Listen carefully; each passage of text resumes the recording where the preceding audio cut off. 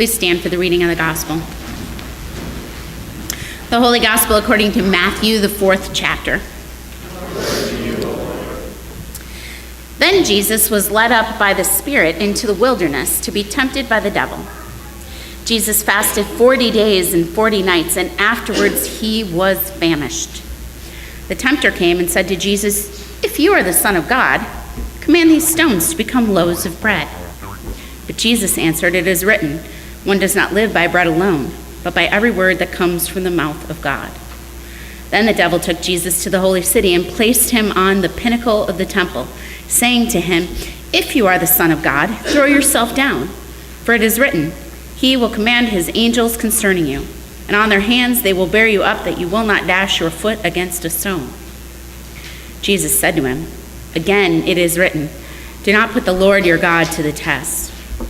Again the devil took Jesus to a very high mountain and showed him all the kingdoms of the world and their splendor.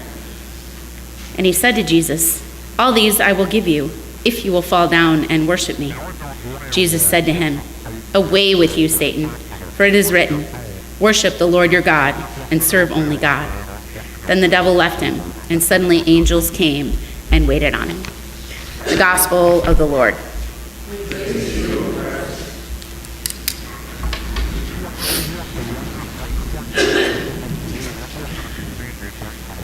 If anybody asks you who I am, who I am, who I am. If anybody asks you who I am, tell them I'm a child of God. It's a simple little tune I learned years ago in Sunday school. Perhaps some of you out there learned it too.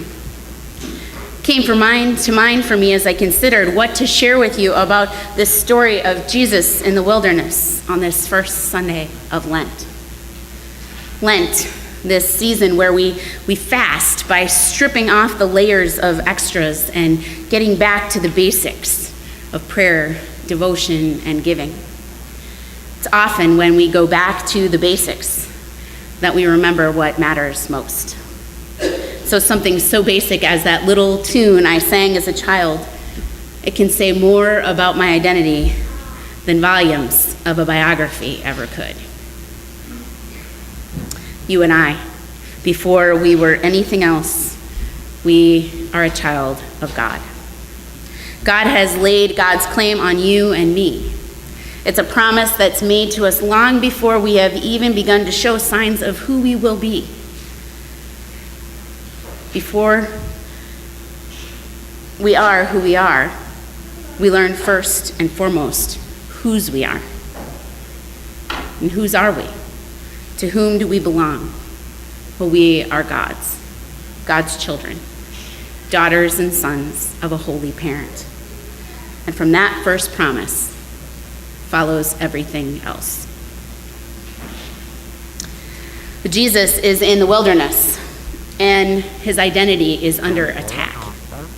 His identity that tells the world whose he is. The identity that was just recently revealed in the waters of the Jordan River when a voice from the heavens declared, "This is my Son, the beloved, with whom I am well pleased." His identity is this: Jesus is the Son of God. So then, what exactly is the Son of God doing out in that wilderness?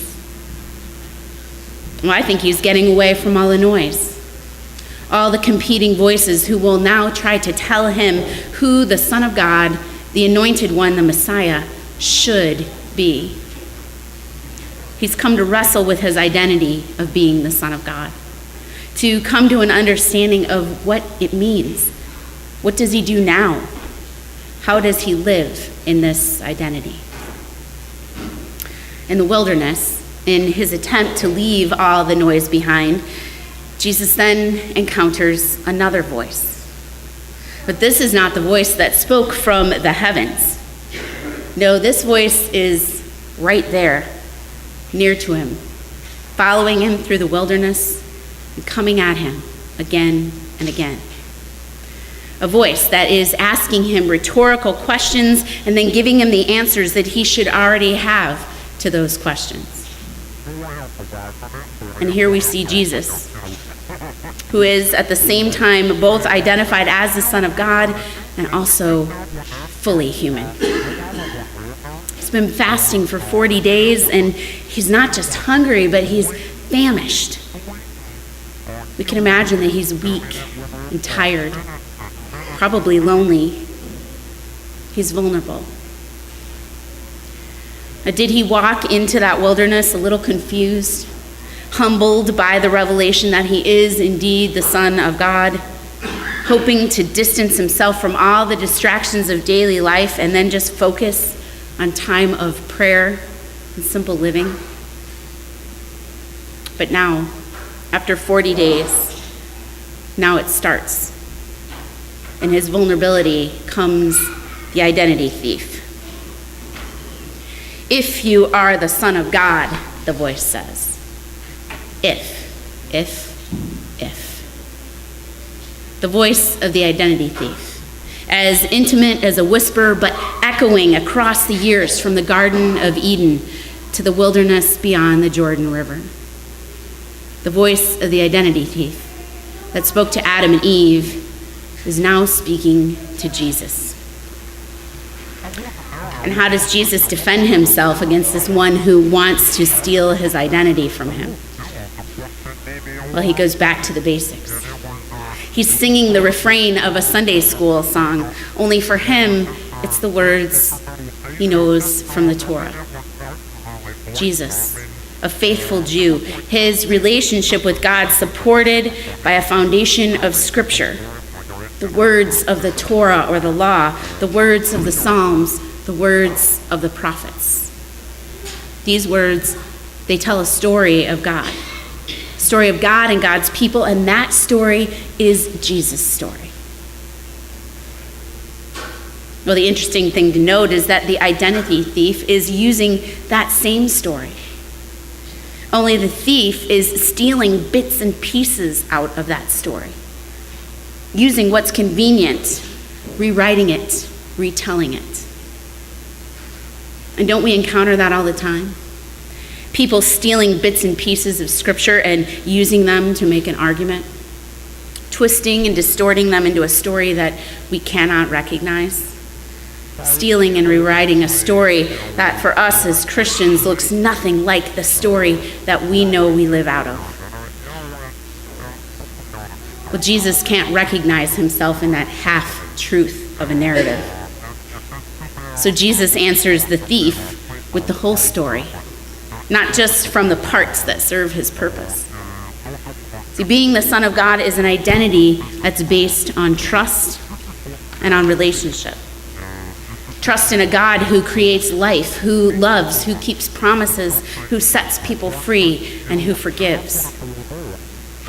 But the identity thief is rewriting the story, basing Jesus' identity not on trust, but basing it on the trappings of worldly power. If you are the Son of God, then prove it. Display your power.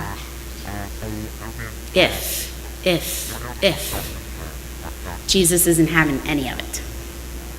In his famished condition, his strength comes from somewhere deep within, formed long before time.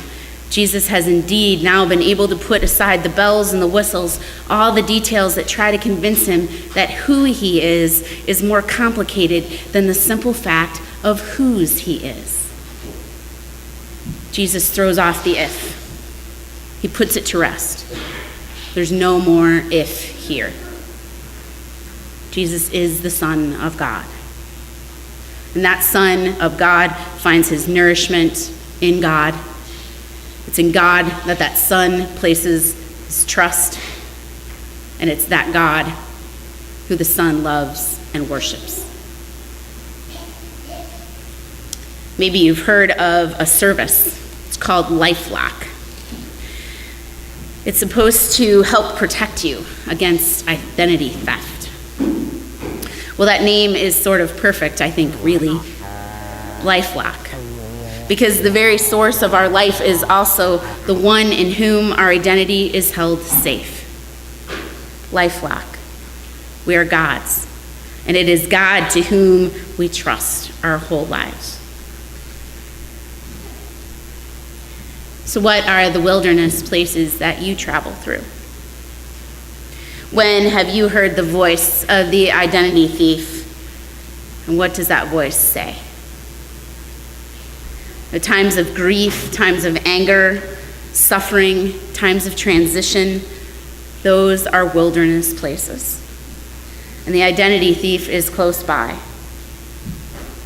They're challenging us to save ourselves, daring us to prove that who we are, and daring us to walk alone, to take shortcuts, instead of walking with God, instead of trusting that the one who claims us as child is always with us, always staying the course.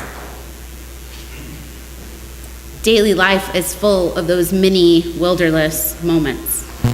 Times when the thief is constantly rewriting our story, telling us again and again that if we are healthy, if we are beautiful, if we are intelligent, if we are popular, if we are successful, we will buy certain foods and clothes and cars and live in certain places.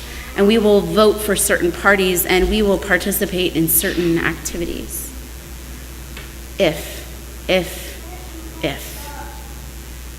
The identity thief makes false promises. The thief convinces us to misplace our trust. The thief steals our true power as the blessed ones, as salt of the earth and light of the world, and transfers it to those other things. And the thief plays on our fear of not being enough of anything, distracting us to concentrate on who we want people to think we are, and forgetting that it all starts with whose we are. The identity thief uses our fear and rewrites our story with an ending that has us chasing after love and approval and acceptance, making us forget that God's love has been ours from the very start. The God who claims us as daughters and sons, the God who is pleased with us, the God who loves us, that is our story. Jesus in the wilderness is not defending himself from the identity thief so that we don't have to. No, he's defending himself because he knows that we are faced with this every day. The Son of God jumps in and he joins the fray with us. He's famished and vulnerable. But from that perceived weakness, he maintains his identity with real power. The power of the promises of God. God's love and God's good purpose for our lives and for the whole world. If. Jesus will hear those same challenges in his vulnerability on the cross, and his identity will hold. He will die and rise again. Death, the ultimate identity thief, has no power over the Son of God. And we have the same power as Jesus in our identity as children of God. It comes from God. It comes from the Spirit. It's a gift of faith so that we can trust that God has indeed created us to be someone good, someone worthy of love and respect, to be someone who is enough, someone who in fact is more than enough. And as we live in that promise, well, then the identity thief's message of fear becomes laughable. We don't need to be more than we are. Because of whose we are, well, then who we are is always what the world needs. See, it's more of that Sermon on the Mount stuff that we've been hearing from Jesus about who we are. You know, the blessed ones, the peacemakers, those who hunger and thirst for righteousness, the salt and the light, the ones who care for others and who love the unlovable. Is it any wonder that the Sermon on the Mount comes after Jesus has been in the wilderness silencing the identity thief? The Son of God emerges from the wilderness experience solid in whose and who he is. And then he calls his disciples and begins teaching them whose they are and who they are. The Son brings us right along with him. he extends his identity to us. So the wilderness, the cross, Jesus, the Son of God, who is God, is with us in everything, through it all. We are his. And we belong to the one who stands up to the identity thief, who dismisses the if, and who ultimately stands up to death. Writer Marianne Williamson has written a famous piece. I've seen it titled two ways, either Child of God, or I've also seen it titled Our Deepest Fear. But it seems to capture the good news of this story of Jesus in the wilderness, this story that is also our story in the wilderness. Are we in fact more comfortable chasing that result that the identity thief has convinced us is the answer? Do we maybe feel safer within that small and narrow definition that the identity thief provides us for who we must be? Think of how small the mission and purpose of God would be if Jesus lived in that narrow scope of power described by the identity thief. See, freedom is scary. The wide open possibilities of what God has in store for God's children is a result of a trust and a faith that we are afraid at times to surrender to. So we gasp to control our own press releases, but our true story is out and God has written it. So here is how Marianne Williamson understands it. That the identity thief wants us to be small. He wants us to doubt our worth. The identity thief holds us captive and in turn holds our view of the worth of others captive. When we live in the trust of whose we are and who we are, we will see that same value in others, and we will set them free as well. So here are Marianne's exact words. Our deepest fear is not that we are inadequate. Our deepest fear is that we are powerful beyond measure. It's our light, not our darkness, that frightens us. We ask ourselves, who am I to be brilliant or gorgeous or talented or fabulous? Actually, who are you not to be? You are a child of God. Your playing small does not serve the world. There's nothing enlightened about shrinking so that other people won't feel insecure around you. But we were born to make manifest the glory of God that is within us. It's not just in some of us, but it's in everyone. And as we let our own light shine, we unconsciously give other people permission to do the same. As we are liberated from our own fear, our presence automatically liberates others. So I invite you to sing as loud as you can, as many times as you can. If anybody asks you who I am, who I am, who I am. If anybody asks you who I am, tell them I'm a child of God. Amen.